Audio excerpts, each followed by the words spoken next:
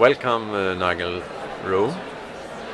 You are here today in Stockholm School of Economics, and the issue is sustainability and leadership and sustainable development.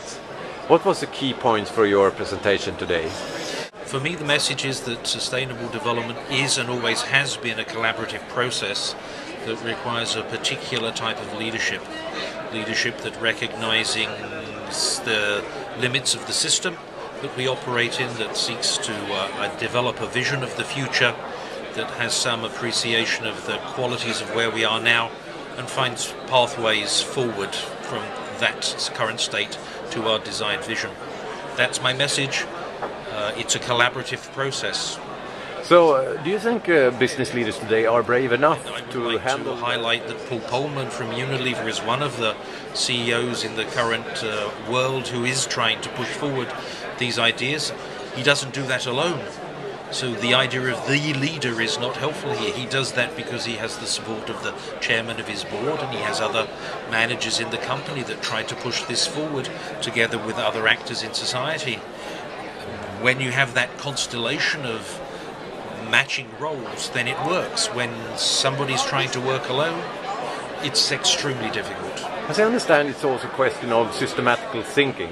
Do you think business of today have understand that they put together systematical models and management tools to work through the company?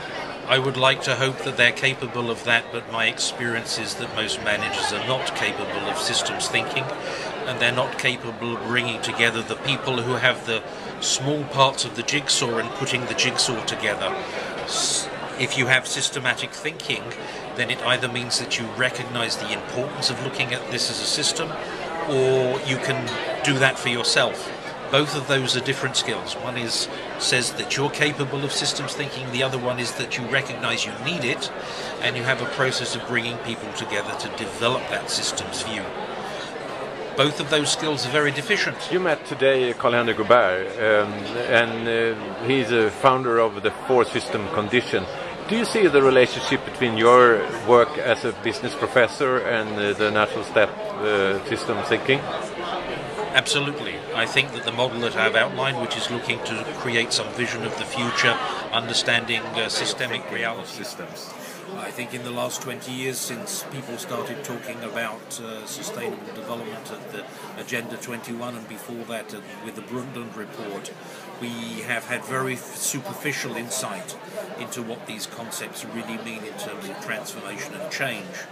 And so what happens is that people come along with ideas which get the ear of the business leaders, which are understood rather superficially, and which seem to be a panacea for the problems that we face. Whereas in fact the process of transforming is very difficult. It requires a lot of hard work, a lot of collaboration across functions and disciplines, across business boundaries with other actors in society. That's very hard work, and most people are not really geared up to that. They don't know how then to communicate between business and other actors. Look at the students in your university. Well, I maybe sound a little pessimistic about the present and into the future in terms of the big challenges we confront. I am rather pessimistic because I'm not sure if we have the will or the ability to change. When I look at the younger generation of people that I'm involved in teaching in our MBA program, they're full of energy, they're full of ideas, they're sure of their need to contribute to change. So that makes me very optimistic.